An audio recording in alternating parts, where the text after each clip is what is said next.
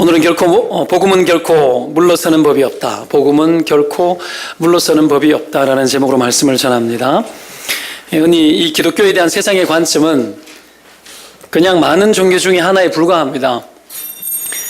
죄를 용서받아야 구원을 받고, 구원은 예수 그리스도로 말미암고, 하나님이 천지 만물을 말씀으로 지으셨고 하는 것에 별로 관심이 없습니다. 여전히 기독교는 다른 한 종교와 매 한 가지로 믿으면 마음이 편하다. 세상에 있는 많은 사람들은 기독교를 그렇게 이해하고 그렇게 받아들이려고 애를 쓰고 있습니다. 그렇다고 해서 우리가 예수님과 하나님을 우리 능력으로 증명을 해 보이거나 정말 무릎 꿇게 만들 만큼, 거부할 수 없을 만큼 하나님에 대해서 있는 대로 다 말해줄 수 있는 능력이 우리에게 있느냐, 꼭 그것도 아니에요. 그래서 고린도전서 1장 21절 말씀에는 이런 말씀을 기록하고 있습니다.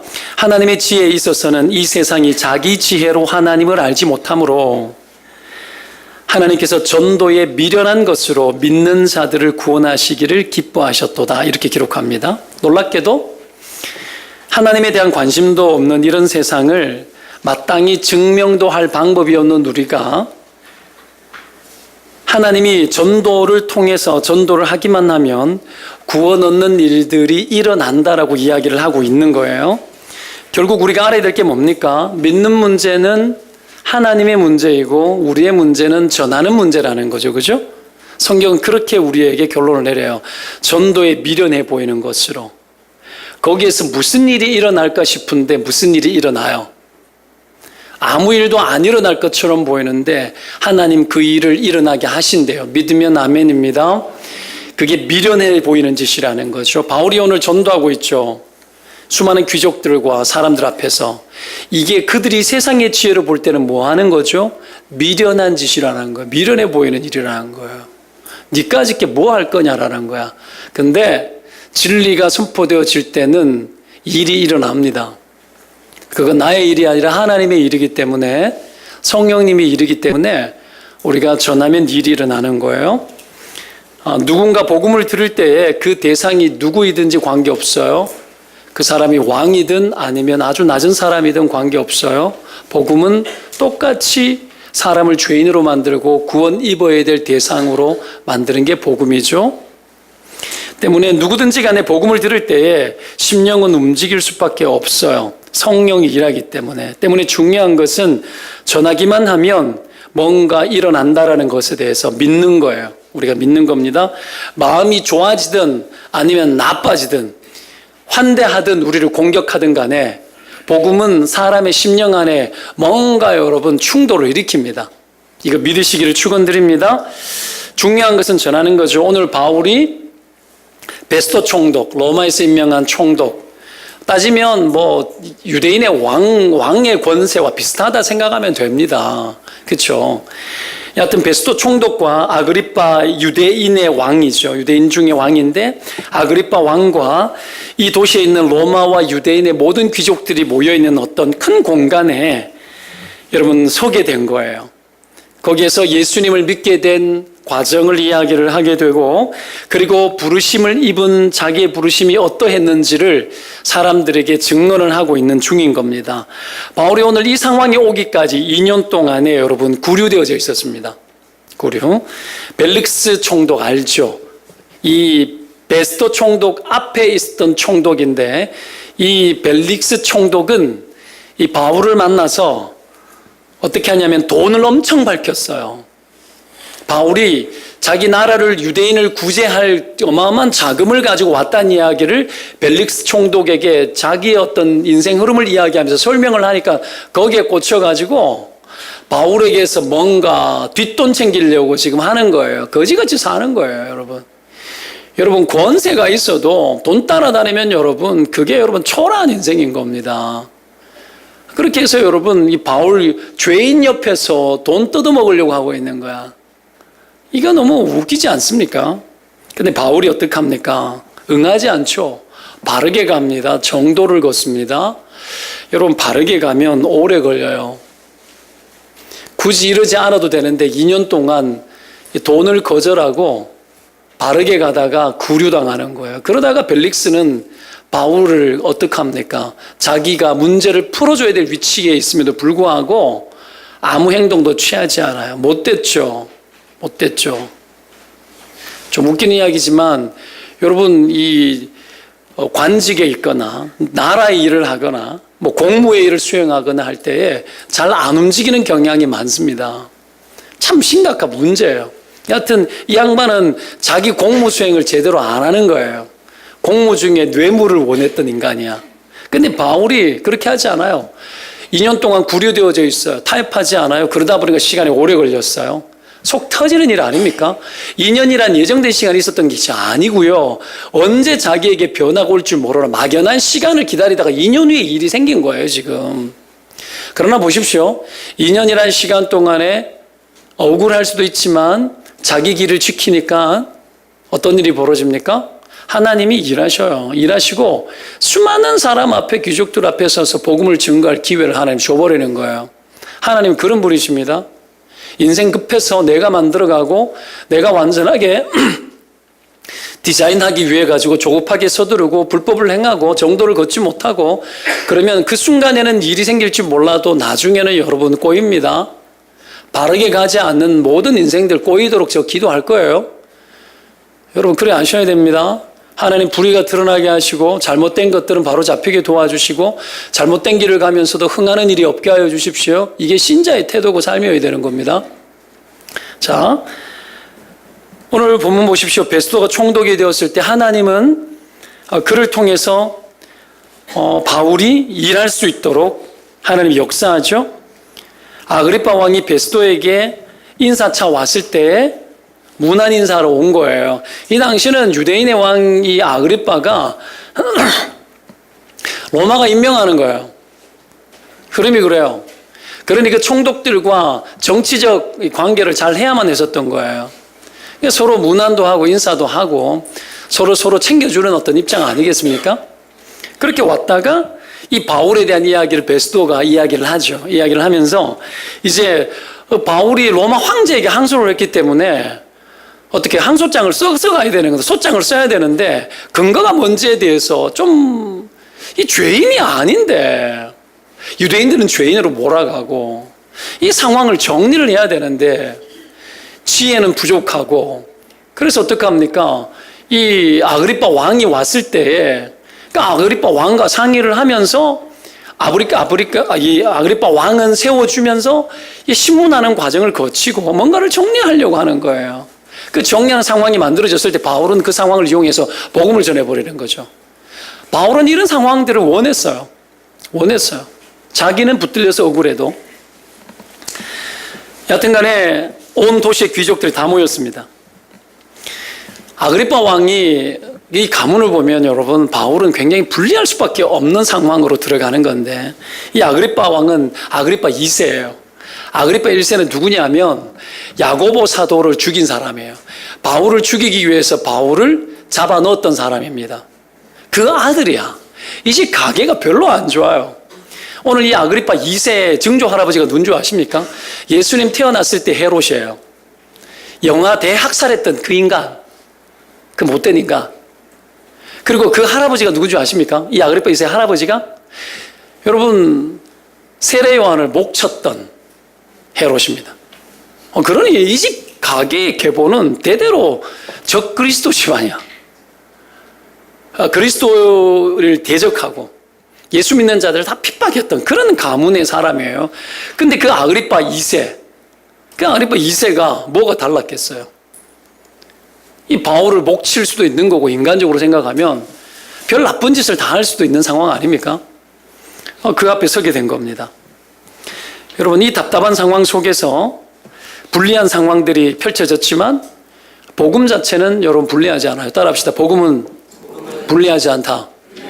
성경의 역사를 보십시오. 복음이 불리할 때 핍박이 일어났을 때 스데반이 여러분 핍박받아 돌 맞아 죽었을 때 복음은 오히려 더 흩어지고 세상 가운데 더 전파되어졌던 것을 우리는 볼 수 있었지 않습니까? 세례 요한의 목이 날아갔어요. 그런다 해서 기독교가 무너져 내렸습니까? 야고보 사도가 죽었습니다. 바울이 이 베드로가 옥살이를 했어요. 그런다 해가지고 복음이 약해졌던가요? 사도행전의 역사를 보면 복음은 약해지지 않아요. 복음은 인간을 통로로 사용하지만 인간을 의존하지는 않습니다. 복음은 영원토록 하나님의 말씀이고 진리이기 때문에 하나님은 역사 속에서 복음이 소멸하지 않도록 부지런히 일하시는 분이세요. 그래서 마태복음 5장에는 여러분, 너희는 나로 말미암아 너희를 욕하고 박해하고 거짓으로 너희를 거슬러 모든 악한 말을 할 때 너희에게 뭐가 있나니? 뭐가 있나니? 돈이 생기나니? 복이 있나니? 이 말씀 몰라요? 따라합시다. 복이 있나니? 핍박받을 때 복이 있대요. 하늘에서 너희의 상급이 크다 그럽니다. 그러면서 하는 말이 뭔 줄 알아요? 기뻐하라. 기뻐하라. 즐거워하라. 기뻐하고 즐거워하라. 하늘에 너희의 상이 큼이라. 이렇게 이야기합니다. 잘 보세요. 보십시오. 핍박받는 상황이 복된 상황이고 기뻐하고 즐거워할 상황인데 복음이 어떻게 장애가 됩니까? 복음이 어떻게 여러분 가로막힐 수 있습니까? 복음 전하다 핍박받는 것이 기쁜 일이고 복받는 일인데, 그래서 복음은 여러분 막힘이 없는 거예요. 막힐 수가 없어요. 그 속에 바울이 들어가 있었던 겁니다. 때문에 여러분 우리가 해야 될 게 뭡니까? 전하기만 하면 됩니다. 전하기만 하면. 전하기만 하면 핍박도 오지만 상도 있고 즐거운 일이고 기뻐할 일이라는 거예요. 이게 여러분 역전된 사고방식 아닙니까? 신자의 사고가 이렇게 뒤집어져야 되는데 이런 사고의 어떤 전환들이 잘 일어나지를 않아요. 어머 어떻게 불편할 것 같아, 힘들 것 같아? 이 예측들이 너무 많은 거죠. 그래서 스스로 모든 것을 정리하고 결정해버리는 답답한 일들이 있는 겁니다. 때문에 복음을 전하기에 불리한 상황은 없는 겁니다. 모든 상황은 복음을 전하기에 합당한 상황이 되는 겁니다. 오늘 바울도 이 신문 받는 자리에서 복음을 전해요. 복음을 전하니까 상황이 역전되고 그 상황 속에서 오늘 본문의 흐름을 보십시오. 이 상황을 누가 주도합니까? 왕도 있고 총독도 있는데 상황 주도는 누가 합니까? 바울이 다 끌고 가요. 바울이. 따라합시다. 전하고 보자. 전하고 보는 겁니다, 여러분. 자, 이런 불리함 속에서도 절대로 물러서지 않는 복음이 막힘없이 되어지도록 하기 위해서 우리가 배울 수 있는 지혜를 몇 가지 은혜로 배웠으면 좋겠습니다. 첫 번째가 뭐냐면 나의 위기가 하나님의 기회가 된다는 생각 갖는 겁니다. 나의 위기도 하나님께는 기회가 될 수 있어요. 바울이 오늘 서게 된 이 자리 자주 있는 자리 아니잖아요. 그죠? 이 정도 귀족들 다 긁어 모으려 그러면 여러분 총독이 모으거나 왕 정도 와야 모여요. 왕 정도 와야. 때문에 여러분 이런 사람을 모을 수 있는 힘이 우리 힘으로 잘 되지 않아요. 사람을 모으는 힘. 오늘도 내가 주례를 하기 위해서 우리 안산동산교회 옛날 청년부 지체가 하나 왔는데 제가 그 이야기 했어요. 죽을 때까지 자기 힘으로 300명, 400명 모을 수 있는 때가 있어? 내가 질문하니까 없대요. 없지. 무슨 재주로 내가 300명, 400명 모아요? 결혼은 사명이야. 그래서 사명이에요. 무슨 재주로 내가 모읍니까? 부모님, 손님 다 긁어 모으잖아요. 내가 오라고 직접 말하지 않아도 돼요. 와요. 쉽지 않잖아요. 그런 상황을 어떻게 만들어줘요? 그때 예배드리고 그때 말씀 증거하고. 그래서 저는 여러분 주례할 때 항상 여러분 가정의 회복을 위해서 기도하고 위기 속에 빠지는 이 가정들이 들어왔다가 정신 차리고 가정 회복되도록 기도하고 복음이 전해지도록 기도해요. 기독교에 대한 이미지 갱신되어지도록 기도하고 주례해요. 하면서 많이 하면서 하나님 주신 사명이에요. 사명. 정말 중요한 거죠. 뭔가 변화가 일어나도록 하기 위해서. 이 마찬가지예요. 여러분 이 왕이 오는 자리, 온 지역의 귀족들이 다 모이는 자리를 무슨 힘으로 자기가 모읍니까? 바울의 힘. 바울이 정도의 길을 걸었기 때문에 하나님이 모아준 거예요. 왜? 너를 쓰겠다라는 거죠. 이게 리더십이에요. 이게 능력이에요. 옛날에 제가 대구에서 30대 초중반 때에 33, 4 이럴 때 제가 행정 목사였어요. 그래도 교회가 그래도 꽤 큰 교회, 장년들이 한 3,000명 모이니까 목사들이 그래도 한 10명 정도 되고 그런 교회에서 제가 30대 초에 행정 목사가 됐어요. 얼마나 열심히 살았으면 여러분 행정 목사가 됐을까요? 한번 생각을 해봐요. 진짜 열심히 살았어요. 그거 하려고 한 거 아니에요. 근데 담임 목사님이 있다 보니까 교회가 큰 교회다 보니까 여기에 정치인들도 오고 여러분 이렇게 사람들이 많이 와요. 그리고 교회에서 이 복지관도 운영하고 무료급식도 하루에 이 노숙자들부터 시작해서 어르신들까지 먹이는 거 하루에 한 700명 정도 식사를 교회에서 이렇게 늘 무료급식을 했어요. 그러니 교회는 온통 사람들로 바글바글 그래요. 근데 거기에 이제 사진 찍으러 오는 사람들이 되게 많아요. 정치인들, 국회의원들, 그리고 여러분 뭐 판검사들, 요직에 있는 사람들이 와서 자기 이미지 갱신을 위해서 또 정치계를 입문하려고 하는 사람들은 부지런히 옵니다.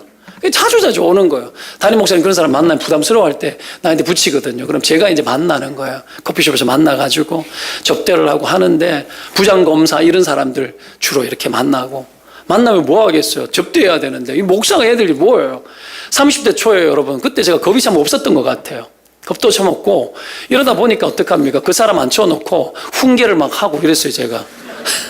지금 생각해보면 참 내가 겁도 없었다 싶어요. 복음 전하고 검사님 세상에 왜 이렇게 힘든 사람이 많은 줄 아냐고 왜 여러 무료급식하고 가난한 사람 왜 이래 많고 왜 이런 줄 아냐고 다 죄 때문이라고 잘 먹고 잘 살라고 힘 가지고 사람들 눌러버리니까 고통받는 사람 많은 거라고.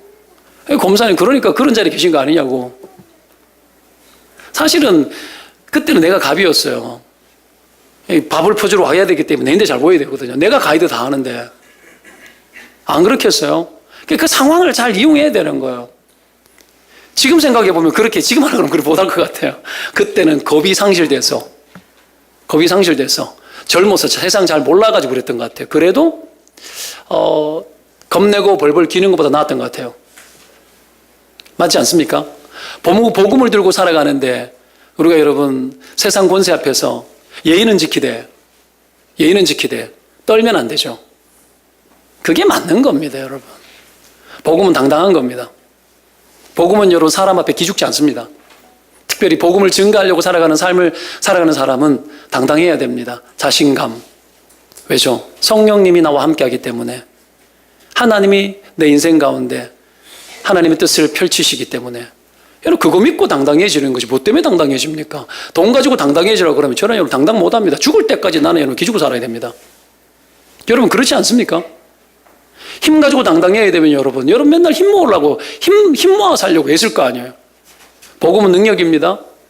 하나님의 백성은 만유 위에 있다 그랬습니다. 만유 위에 계신 예수 그리스도와 함께 세상을 통치하는 자로 우리를 불러냈다고 분명히 말씀하고 있습니다. 아멘? 우리가 그런 사람입니다. 때문에 여러분 복음은 우리로 하여금 세상 그 어떤 것도 겁내지 않게 만드는 능력을 우리한테 공급합니다. 자, 중요한 건 뭡니까? 내가 복음의 기회가 되면 다 유익하다라는 생각을 갖는 겁니다. 바울은 그래서 곧 죽어도 복음에 유익하니까 가는 거예요. 곧 죽어도. 이 정신이 중요합니다. 바울과 같이 살기 위해서 훈련해야 될 한 가지가 있습니다. 뭔 줄 압니까? 그거는 한 가지만 생각하는 훈련. 한 가지. 하나님, 영광, 복음 한 가지에 집중하고 한 가지만 생각하는 훈련해야 됩니다. 바울은 표대를 향하여서 그리스도 예수 안에서 하나님이 위에서 부르신 부름의 상을 위해 달려간다 그랬습니다. 이게 뭐죠? 오직 복음 한 가지 때문에 거기에 집중하고 그것만을 위해서 살겠다라는 의지죠. 복잡하게 인생 살지 않았습니다. 이것이 복음에 유익한가? 이것이 하나님께 영광이 되는가? 그 생각을 늘 하는 거죠. 그래서 먹든지 마시든지 무엇을 하든지까지 먹는 것까지 하나님께 영광이 되는지에 대한 생각을 하라는 거예요. 메뉴를 무엇을 선택할 것인가 거기까지 하라는 얘기가 아니에요. 먹는 자리, 마시는 자리, 함께하는 자리에 하나님이 영광이 되게 해야 되는, 그렇지 않습니까? 이것이 신자의 태도가 되어야 된다는 거예요. 차를 한 잔 마셔도 복이 되고 영광이 되도록 만들고 누구가 차를 마시더라도 그 속에서 복음의 유익이 되도록 가하도록 만들어내는 어떤 한 가지에 집중하는 능력. 복음이 유익하면 오케이. 그겁니다. 내가 불리해도 하나님 유리하면 오케이. 그죠? 내가 좀 손해봐도 복음이 유익해지면 오케이. 아멘? 여러분 손해보지 않고 어떻게 복음을 전하고 손해보지 않고 어떻게 예수가 갑니까? 이 세상 속에서. 그렇지 않나요? 복음이 긍정되어지면 나는 부정. 복음이 긍정이 되어지고 주님이 살아나면 나는 자기 부정이 되어도 괜찮은 거예요. 나는 죽고 예수 살고. 이거 되면 오케이. 이거는 모든 생활 속에서 늘 단순하게 집중해서 분별해야 되는 거예요. 그렇게 하면 영감이 살아나고 능력 있는 주의 종들이 될 줄로 믿습니다. 아이들도 그렇게 가르쳐야 돼요. 이 두 가지, 굉장히 이혼론적으로 느껴질지 모르겠지만 이거냐 그 훈련을 하지 않고서는 안 돼요. 우리는 이것도 못하면서 복잡한 걸 하려고 그래요. 우리의 문제가 뭔지 아십니까? 한 가지도 제대로 분별을 못하면서 네 가지, 다섯 가지를 생각하는 이게 문제예요. 맞죠? 제대로 된 건 한 개 붙들고 집중 못하면서 세 가지, 네 가지, 다섯 가지를 생각하면서 그중에 제일 좋은 게 뭔지 그를 찾아낼 수 있다라고 믿으면서 살아가는 거예요. 이게 여러분 우리로 하여금 혼란입니다. 혼란. 따라합시다. 하나님께 영광이 되면 그만이다. 뒷일은 하나님 책임진다. 되게 미련해 보일 줄 몰라도 그렇게 사는 거죠. 바울이 그렇게 살았어요. 손해 될지 안 될지에 대한 생각하다가 복음의 기회를 놓치고 살아가는 사람들이 많습니다. 그게 손해가 될지 그것이 하나님의 복이 될지 어떻게 합니까? 뒷일은 하나님 책임지는데 돈 달라는 거 돈 안 주고 2년 동안 붙잡혀 있었는데 뒷일 하나님 책임지잖아요. 한참에 대박 터뜨려 버리는 거, 한참에. 하나님이 여러분 그런 기회를 주시는 거예요. 여러분 단타 그때도 잘해야 되겠죠. 근데 우리는 여러분 우리의 시야가 너무 좁아요. 당장에 눈앞에 있는 거 그거 해결하지 못하면은 안 된다는 생각 속에서 전부 다 창념되어져 있어서 다른 거 못 봐요. 먼 미래를 못 보는 거죠. 바르게 가고 그렇게 갔을 때 하나님이 우리 인생 가운데 자신의 기회를 만들어준다라는 복음에 유익한 기회를 주신다라는 거 믿고 여러분 끝까지 가보는 거죠. 가봐야 되는 겁니다. 바울이 벨릭스가 맨날 찾아와서 도와주는 척하면서 돈을 바랬거든요. 그죠? 그랬을 때 타협하지 않았잖아요. 오히려 뭐라고 복음을 전한 줄 알아요? 앞부분은 이렇게 나와요. 의에 대하여, 절제에 대하여, 심판에 대해서 전했대요. 총독이잖아요. 총독에 대해 의에 대해서 되게 매끄러운 말이고 멋있는 말 같죠. 왜 그래 저는 줄 알아요? 그 총독에게 맞는 거 전하는 거예요. 의가 뭐예요? 의로운 예수 그리스도밖에 없잖아요. 그렇죠? 근데 그 시대에 많은 사람들이 의롭게 살았나요? 불의했던 거죠. 그래서 의를 이야기하는 거예요. 예수 그리스도 이야기하려면 인간의 죄를 다뤄야 되는 거예요. 의에 대해서 이야기해요. 절제 이야기하죠. 총독에게 절제 이야기하는 거예요. 절제는 언제 필요한 거죠? 인간의 욕구를 다스릴 때 필요한 거 아니에요? 탐욕 부리는 거죠. 돈 사랑하는 줄 아는 거야, 딱 보니까. 그러니까 여러분 절제를 이야기하는 거예요. 절제. 그리고 심판을 이야기해요. 심판 왜 하죠? 당신 절제 안 하고 바르게 안 살면은 하나님 때린다, 심판받는다, 죄에 대해서 심판받는다. 그러니까는 벨릭스가 두려워했다 나와요. 그래놓고는 곧 이어서 내가 기회가 있으면 오겠다 그래놓고는 자주 찾아와가지고 돈 바라는 거야. 이 인간이 그 정도 들었으면 정신 차려야 되는데 기가 막히죠. 바울은 보십시오. 사람 안 무서워요. 자기가 그렇게 되면 더 불리함에도 불구하고 계속 가는 겁니다. 하나님께 영광이 되면 그만인 거. 이게 예수 정신이에요. 예수 정신. 한 가지만 생각하는 거 보세요. 그렇다고 해서 바울이 여러분 그를 그냥 기분 나쁘게 만들기 위해서 이런 이야기 한 게 아니고요. 왜 한 거죠? 복음 전에서 그 사람 살리려고 이야기한 거예요. 살리려고. 오늘 많은 신자들이 여러분 이 땅을 살아가지만 선명하지 않게 살아가잖아요. 왜죠? 한 가지 생각해야 되는데 케이스 너무 많아요. 케이스를 너무 많이 생각합니다. 나 자신을 너무 유리하게 만들어가기 때문에 그래요. 유리한 상황으로 만들어가기 위해서 머리 얼마나 많이 씁니까? 지난주도 여러분 내 상황을 유리하게 만들기 위해 가지고 직장송에서 여러분 굉장히 내 상황 유리하게 만들기 위해서 머리 많이 썼지 않습니까? 많이 쓰셨죠? 여러분 이게 이득을 위해서 사는 거거든요. 그렇게 하다 보면 나중에 되면 되게 힘들어집니다. 내가 영감 없는 인생으로 살고 있다는 게 느껴져요. 하나님이 주신 지혜는 빠져나가고 나의 지혜로 가득한 거죠. 하나님이 만들어낼 게 없어. 하나님이 손댈 게 없어요. 하나님이 일할 여지가 전혀 없이 내가 다 해버려요. 이렇게 살아가다 보면 복잡해지고 여러분 힘들어집니다. 많은 사람들이 그러죠. 그렇게 살다가 뭐 내 죄 때문이지 그게 그죠. 내 허물, 내 죄, 내 실수 막 머리 짜가면서 여러분 세 가지, 네 가지, 다섯 가지 막 생각하면서 온갖 것들을 다 하다가 나중에 수렁에 빠져요. 빠져가지고 고난이 와요. 어려움이 와요. 내 죄 때문에 나오는 어려움이 와요. 그것도 잘 짊어지면 유익이 되어져요. 하나님 축복해 주셔요. 근데 그걸 만들어 놓고 여러분 어떡합니까? 하나님 어찌하여 나에게 이 고난을 주냐고 아우성 아닙니까? 사람들이 그렇게 살아가더라는 거예요. 복음을 위해서 고난받고 하나님 영광 위해 가지고 집중해서 하나님 뜻대로 살아가는 일에 내가 여러분 충실하게 살아가지 못하고 내가 저질러 놓은 내 일 때문에 만들어진 수많은 사건을 가지고 하나님 앞에 물러가게 해달라 그러고 아우성 치면서 어찌하여 나에게 이 고난을 주냐고. 그게 고난입니까? 죄의 결과지. 막 그렇게 살아가는 거예요. 분통이 터져요. 분통이. 분별력이 그렇게 없고 우리가 그렇게 살다 보니까 여러분 우리의 영감과 영성이 천박해지는 거예요. 맨날 구하는 게 뭐예요? 나를 이 위기에서 건져내달라는 게 다예요, 다. 내 자녀, 내 새끼 잘 되어지고 합격하고 이렇게 되고 저렇게 되고. 여러분 그랬잖아요. 그게 여러분 불당 앞에서 기도하는 사람 기도 내용하고 크리스찬의 기도 내용하고 똑같다 그랬죠. 기도 내용을 들어보면 기도 내용이 똑같아. 다른 게 하나도 없어. 이게 가장 심각한 여러분 지금 시대 기독교의 문제입니다. 문제. 하나님 생각 없고 영광 생각하지 않고 복음이 유리하도록 살아가는 삶을 생각하지 않기 때문에 우리의 삶에 대한 일어나는 많은 어려움들, 사건들을 해결하기 위한 예수님. 우리의 구원은 죄로부터의 구원이지 맞지 않습니까? 그렇죠? 죄로부터의 구원이에요. 그래서 죄에 빠져가지고 우리가 만들어낸 수많은 실수들과 문제들에 대해서 그것은 여러분 정신 차리고 하나님 앞에 돌이켜야 될 문제예요. 회개해야 될 문제들이 대부분이에요.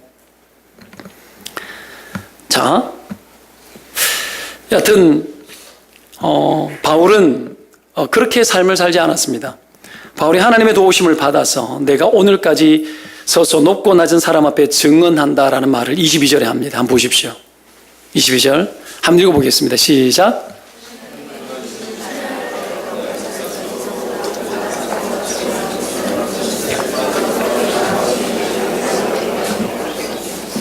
자, 하나님의 도움을 받아. 물론 그 앞구절은 보십시오. 유대인들이 성전에서 나를 잡아 죽이고자 하였으나 하나님의 도우심을 받아. 연결되어지긴 하지만 바울의 흐름은, 이야기의 흐름은 어디를 향하느냐 하면 죽을 판 났는데 겨우 살았다. 하나님 도움받아 살았다. 그것만 이야기하지 않고 뭘 이야기해요? 내가 도움을 받아 오늘까지 서서 높고 낮은 사람 앞에서 증언했다 이야기해요. 증언했다. 바울은 하나님의 도움을 받아서 하나님이 나를 향해서 나를 통해서 행하고자 하는 복음 전파하는 그 사명을 감당하는 일을 하는 것에 관심이 있었습니다. 하나님의 도움으로 사명을 이루어 나가는 것. 이게 바울의 관점이었습니다. 사명의 기회가 된다면 그래서 위기도 하나님의 도움 속에 있는 것이라 여기는 거죠. 이 부분이 통합되어져야 합니다. 여러분의 개인의 삶에 있어서 다가오는 수많은 사건들이 하나님의 도움 아래 있을 수 있다는 걸 인정해야 합니다. 믿으시기를 축원드립니다. 그 속에 비록 나의 허물이 있어서 내가 고난을 빠질 수도 있고 내가 주를 위해 살다가 고난에 빠졌을 수도 있지만 똑같이 위험하더라도 그 위험 속에서 하나님이 나를 오히려 복음의 통로가 되도록 하고자 하는 목적이 있다는 걸 인식하고 그 위험한 상황마저도 하나님의 도움의 흐름 속에 있다는 걸 받아들이는 이 통합 과정. 이게 인생 삶에서 통합되어져야 돼. 그래야 건강한 그리스도인이 됩니다. 건강한 그리스도인.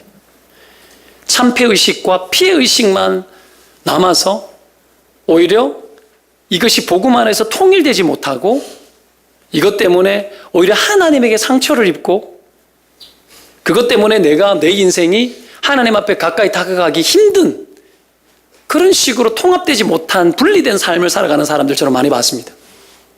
하나님 때문에 실망해서 하나님 믿어봐야 소용없다.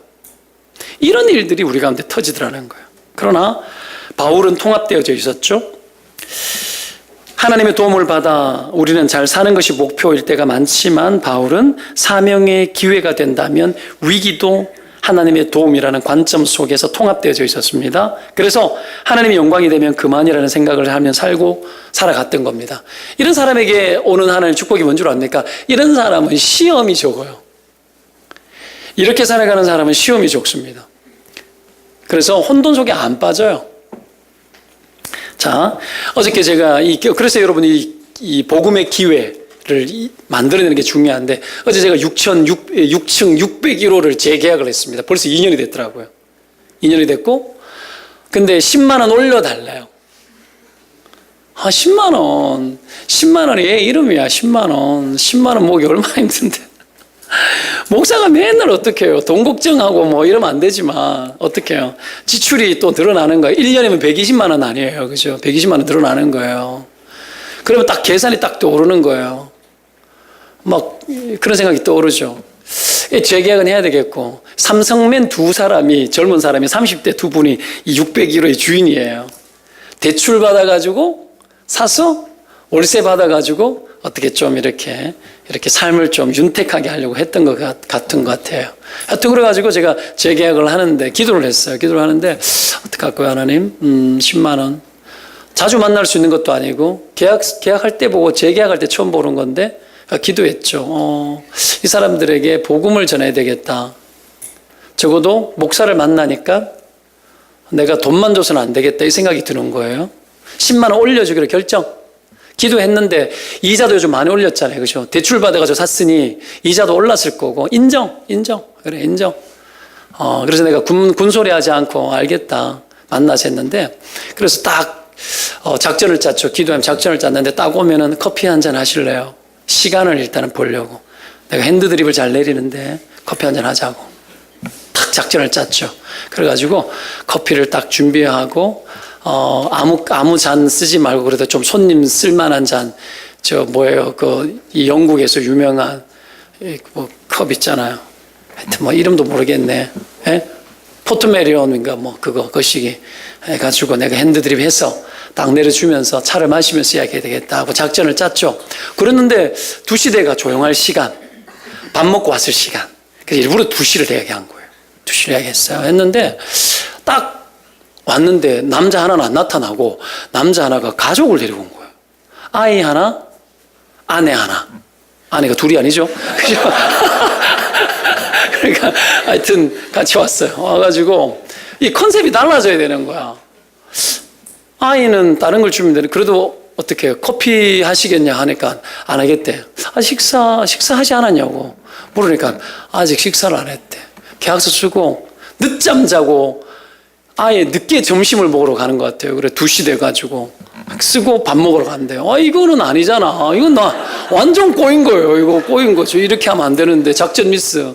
성령님 왜 그러시냐고 내가 이거 아니지 않냐고. 그래서 나는 이제 분명히 내가 기도하면서 커피를 생각했는데 커피 반응이 없는 거예요. 작전 변경. 그래서 제가 이게 하나님의 뜻이라는 생각이 들어요. 하나는 꼬장꼬장한 사람이거든요. 계약서 쓸 때도 하나는 꼬장꼬장했어요. 이 사람은 유들유들한 사람이야.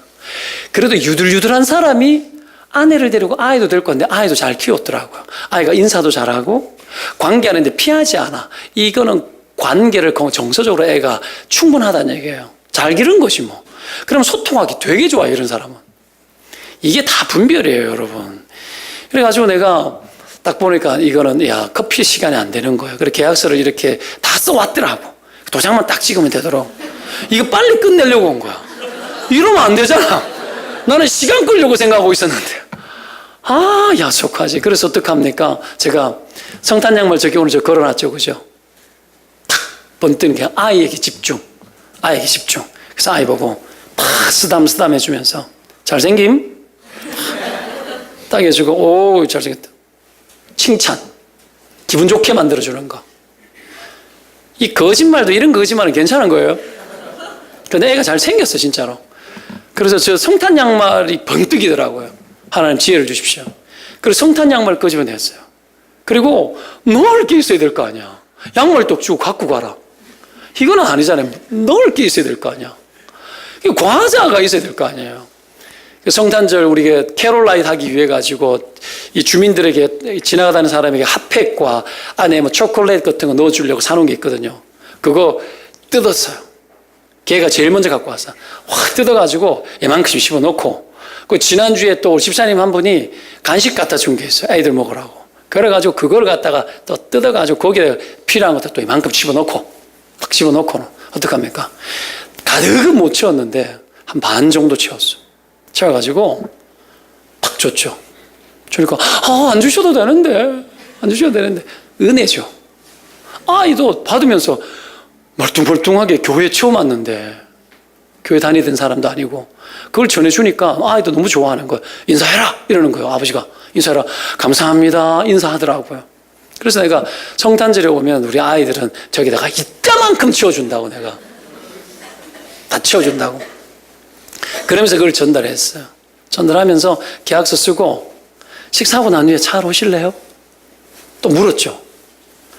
이 차와 나와의 관련성을 끊을 수가 없어요. 그래서 내가 필 받았는데 혹시 못 오시면 나중에라도 지나다니시다가 오셔서 차를 마시고 가라고. 내가 반드시 내려주겠다고. 내가 이래도 핸드드립 구력이 한 10년 정도 된다고. 커피숍 차려도 할 수 있다고. 구라마 빵빵 치면서. 그러면서 이제 복도에까지 나왔어요. 복도에 나왔어요. 그 엘리베이터가 늦게 올라오기를 기도하는 마음으로. 어떡합니까? 하면서 옆에 보더라고요. 안에도 들어오면 살피는 거예요. 저기 상담실 쪽에 아내가 상담센터를 운영을 하는데 상담을 진짜 잘한다고. 진짜 잘하고 머리노래 치료 정말 잘한다고.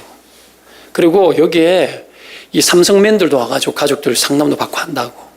그런 이야기 하면서 우리 교회는 부부 세미나 같은 것도 있는데 그거는 예수 안 믿는 사람들도 올 수 있는 거라고. 아, 그래요? 그럼 우리도 올 수 있어요? 그런 거야. 올 수 있다고. 내가 연락드리겠다고. 나중에 연락드리겠다고. 그러면 어떡합니까? 부부가 같이 와 있었잖아. 그래서 그 컨셉을 딱 가지고 들어온 거예요. 부부 세미나. 좋다고. 부부관계 엄청 좋아진다고. 좋은 사람 더 좋아진다고. 막 자랑질을 계속 하는 거예요. 계속 하고, 이 교회에 대해서 설명을 하고, 충분히. 그러고 나니 엘리베이터가 도착하셔가지고, 문이 다 닫힐 때까지 인사하고. 요게 끝이 아니고요. 그러면 내가 이렇게 했어. 그러면 뒤돌아가면서 엘리베이터 타고 내려갔어. 아이는 여러분 양말을 딱 붙들었어. 그리고 어떡합니까? 내 인사를 받았어. 친절하게 내가 대해줬어. 가면서 내려가면서 밥 먹으면서 어떤 이야기 했을까요? 저를 욕했을까요? 저를 칭찬했을까요?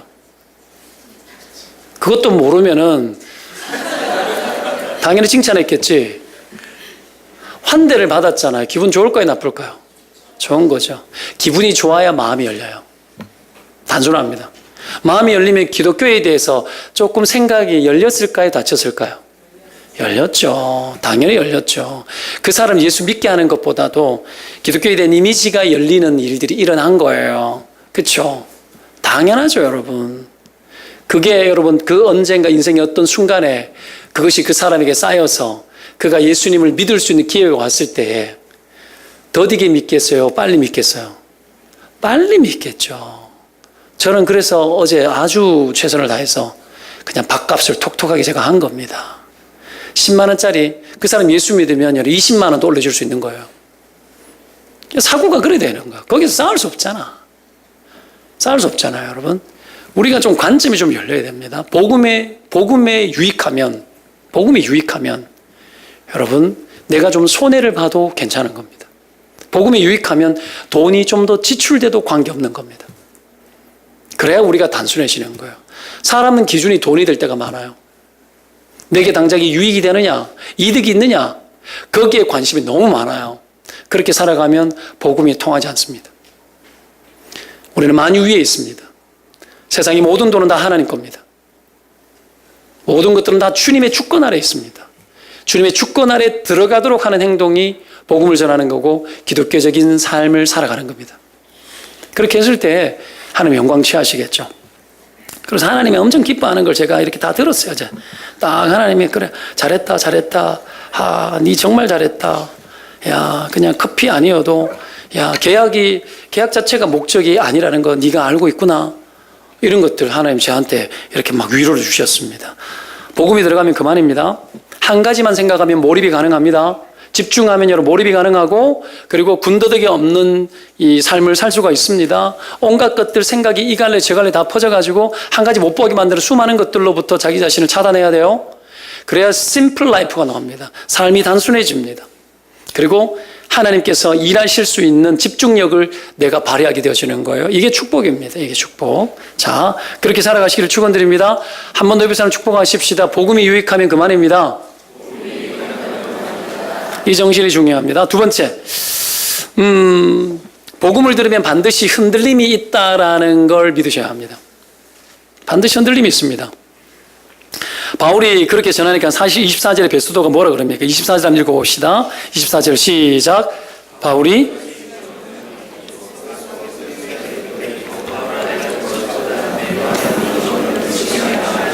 자, 베스도가 큰 소리를 내면서 바울아 네가 미쳤다. 네 많은 학문이 너를 어떻게 하겠다고요?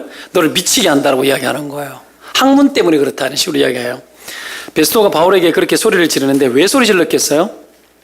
이거 소리를 지르지 않으면 안 되는 심리적 압박과 흔들림이 있어서 그런 거예요. 그래서 소리 지르는 거예요. 바울의 확고부동한 복음 증거를 통해서 말씀이 귀에 꽂히고 생각이 흔들리고 여러분 심령이 어떤 흔들림이 있는 거예요. 자기가 버티고 있는 라이프 스타일과 자기가 버티고 있는 자기 소유, 자기의 것 이런 것들이 있는데 복음이 들어가면서 균열이 일어나는 거예요. 그래서 저항하는 거예요.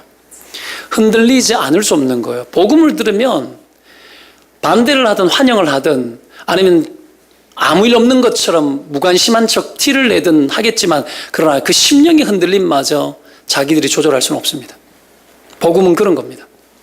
태초에 천지의 말씀을 선포했을 때 천지 만물이 말씀 앞에 말씀대로 탄생하고 생겨지고 여러분 다 되었습니다.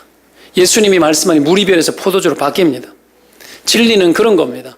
세포에 작용하고 심령에 작용하고 우리 혼과 영과 관절과 골수를 찔러 쪼갭니다. 흔들어 놓습니다. 믿으면 아멘. 복음은 그런 거예요. 진리는 그런 겁니다. 그래서 들어가면 반응이 반드시 일어나 화학적 변화가 일어납니다.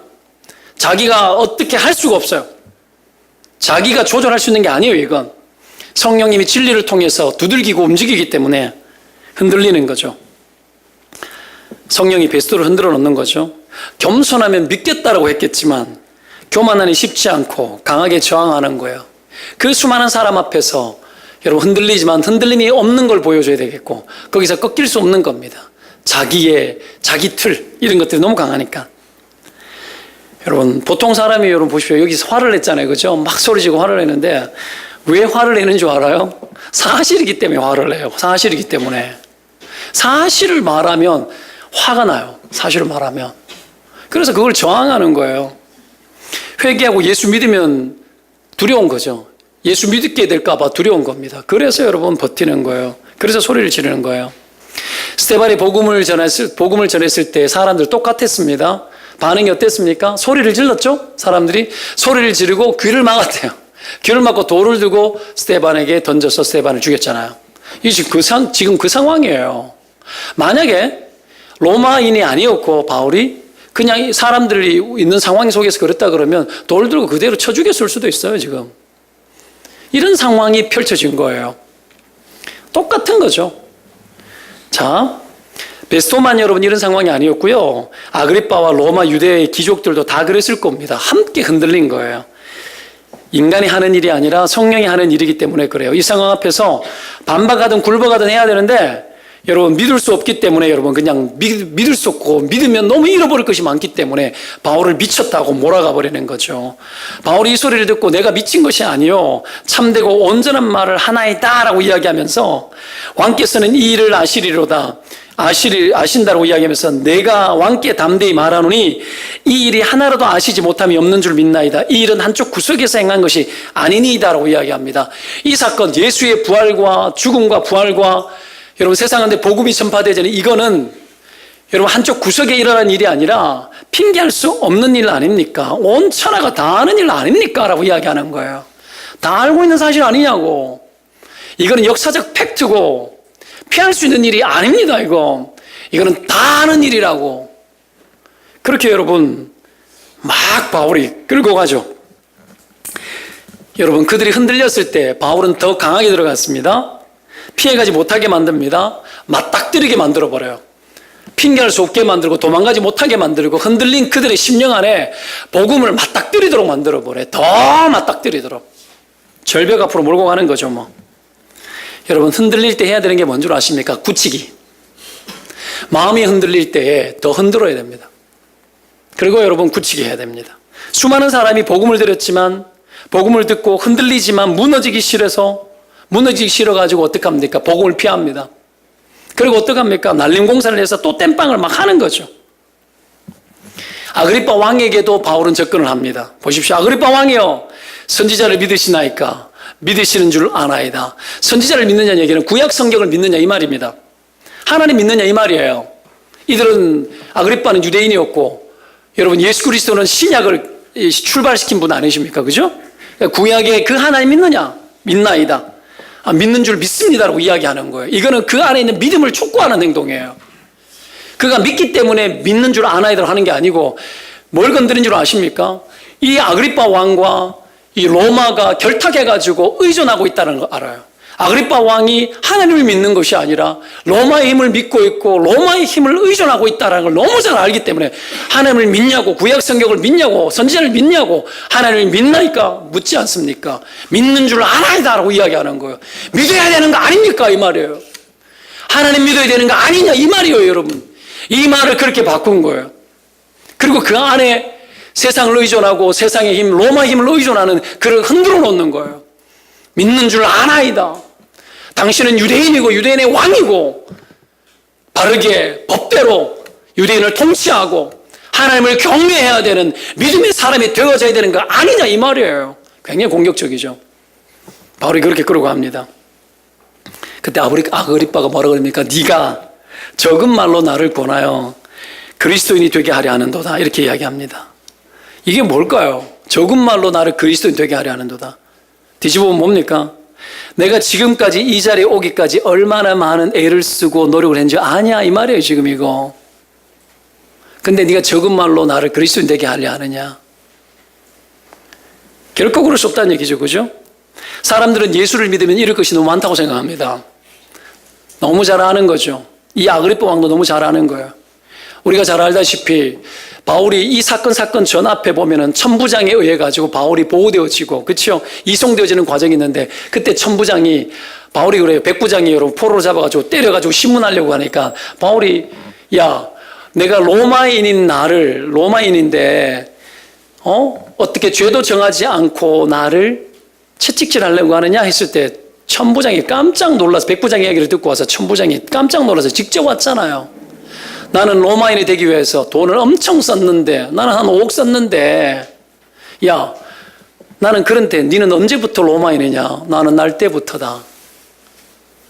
로마인 되기 위해서 돈 얼마나 썼습니까? 로마인 되기 위해서. 근데 여러분 유대인의 왕을 로마가 임명했단 말이에요. 그리고 유지하고 살아간단 말이에요.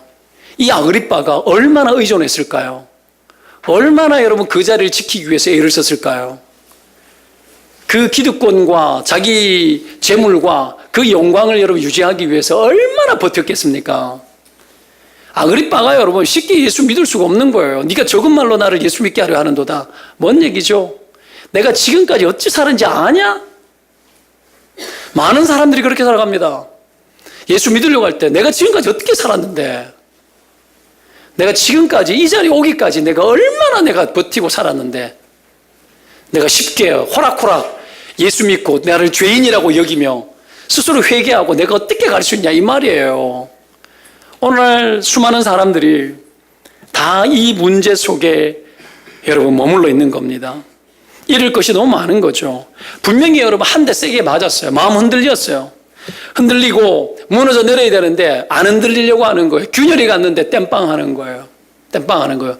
다 무너져 내리려고 그러는데 허물어 뿌려야 되는데 거기다가 또 날린 공사 또 하는 거예요. 또 덧대고 또 덧대는 거예요. 겉은 화려한데 속은 여러분 엉망이에요. 엉망. 인생을 여러분 하나님 없이 살아가는 사람들의 영광, 추구하는 세상의 영광, 하나님 없이 추구하는 세상의 영광, 그렇게 살아갈 때 여러분 겉은 화려할지 몰라도 속은 엉망이 됩니다. 속은 멍듭니다. 균열이 일어나서 여러분 거기에 땜빵을 하고 거기에다 꿰매고 스스로 버티기 위해 가지고 속이 병들고 썩어 빠진 스트레스와 수많은 고난들이 내 안에 있음에도 불구하고 하나님을 향해 나아가지 못함에도 불구하고 끊임없이 그걸로 스스로 버티려고 하는 사람들의 삶에 여러분 그 비천함이 얼마나 여러분 초라한지 아십니까? 오늘 그러고 있는 거예요. 이런 자들에게 해야 될 게 뭡니까? 복음을 다시 듣는 겁니다. 복음을 다시 듣는 거. 자기가 쌓아놓은 것 때문에 인생의 운명을 망치는 일들이 너무 많은데 그런 자들이 해야 될 것은 복음을 다시 듣는 겁니다. 그리고 다시 흔들리는 겁니다. 물러날 곳이 없어야 됩니다. 물러날 곳이 너무 많습니다. 수많은 사람들이 안전지대를 만들어 놓고 나의 피난처를 만들어 놓고 살아갑니다. 이곳 저곳 피할 곳을 만들어 놓고 안전함이 하나도 보장되지 않는데도 안전할 거라 여기면서 그렇게 인생을 여러분 살아가는 거죠. 오늘 복음은 우리로 하여금 그거 하지 말랍니다. 우리 앞에 낭떠러지가 있고 절벽이 있으면 뛰어내려 보라고 이야기합니다. 물러날 곳이 없어야 됩니다. 후퇴할 곳이 없어야 됩니다. 의존할 곳이 없어야 됩니다. 오직 주 외에 그 어떤 것도 우리에게 기댈 만한 것이 되지 못합니다. 사랑하는 여러분, 오늘 여러분 우리는 아그리빠 왕과 베스도와 뭐가 많이 다를까요? 그들이 오늘 버티고 있는 그거, 우리도 버틸 만한 것들, 그거 우리도 여러분 붙들고 있지 않습니까? 포기하고 다 버리자는 얘기가 아닙니다. 다시 영광의 주 되신 예수 그리스도, 이 성탄의 계절 아기 예수, 그 어깨는 정사를 메었고 여러분 온 세상에 통치하는 권세를 메고 온 예수 그리스도, 아기 예수 그리스도 앞에 여러분 경배하는 것, 그분이 나의 인생의 구원자 되시고 내 삶을 붙들고 있다라는 거, 여러분 그 초라해 보이고 말구유에 태어나서 힘없이 온 예수 그리스도, 초라해 보이고 아무도 찾지 않는 그런 곳에서 태어난 예수 그리스도, 그분이 온 세상의 만유 위에 천지를 창조하신 만유의 주로 계시다라는 거, 여러분 그런 분을 우리가 예수 그리스도를 나의 하나님으로 믿고 있다라는 거 다시 찾고 회복해야 됩니다. 그런 은혜가 있기를 주의 이름으로 축원드립니다. 다시 주님께로 돌아가야 됩니다. 그렇게 했을 때에 여러분 우리는 다시 한번 하나님 백성으로 견고하게 설 수 있습니다.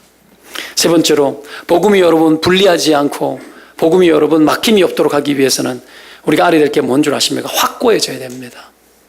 확고해져야 물러섬이 없습니다. 아그리빠 왕이 적은 말로 그리스도인이 되게 한다라는 그 말에 바울이 폭탄 같은 말을 하잖아요. 당신뿐만 아니라 오늘 내 말을 듣는 모든 사람들도 다 이렇게 결박된 것 외에는 다 나와 같이 되기를 원합니다. 이렇게 말합니다. 확고하면 여러분 물러서지 않는 거죠. 오늘 이야기를 듣고 30절을 한번 보시기 바랍니다. 30절 읽겠습니다. 시작. 왕과 총독과 번이게와 그와 함께 앉은 사람들이 다 일어나서 물러가 서로 말하되 이 사람은 사형이나 결박을 당할 만한 행위가 없다 하더라. 다 물러났어요. 바울은 물러남이 없는데 이들은 물러나 버려요. 물러나 버립니다. 그리고 바울을 위하는 것처럼 말하고 있지만 전부 다 하나같이 자기들이 치장한 권세 뒤로 자기 영혼의 흔들림을 다 피합니다. 다 피해요. 바울은 그들을 위했고 그것을 위해서 자기 처지를 다 버렸는데 그들은 마치 자기들이 바울을 위할 수 있는 사람인 것처럼 빠져나갑니다. 착각이죠. 착각이죠. 오늘 진짜 누가 누구를 위하고 있습니까? 바울이 그들을 위하고 있었던 거예요. 근데 그들은 자기들이 바울을 위해 줄 수 있는 것처럼 빠져나갑니다. 자기들의 권세에 여러분 그릇된 신념을 부어놓고 자기들의 권세에 그릇된 위로를 받고 바울이 직면시키는 물러날 길이 없도록 만들어내는 그 복음 앞에 엎어지지 않고 자기들 뒤로 스스로 물러나 숨는 이 초라한 인생의 모습들이 이 세상의 모습 아닙니까? 여러분 이렇게 살아서는 안 됩니다.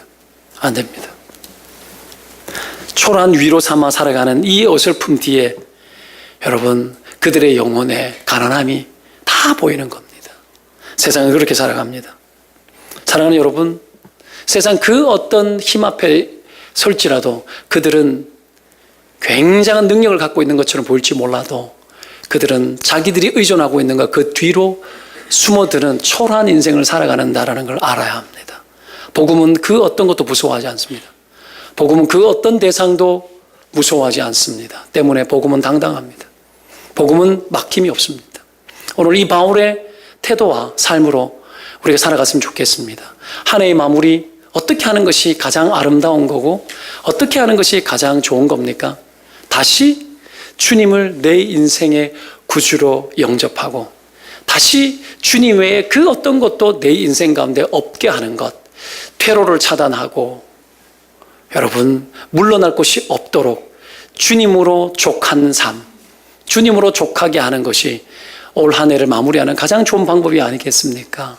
다시 한번 살펴보면서 이 한 해를 여러분 예수 그리스도와 더불어서 마무리하는 복된 은혜가 있기를 축원드립니다. 기도합시다.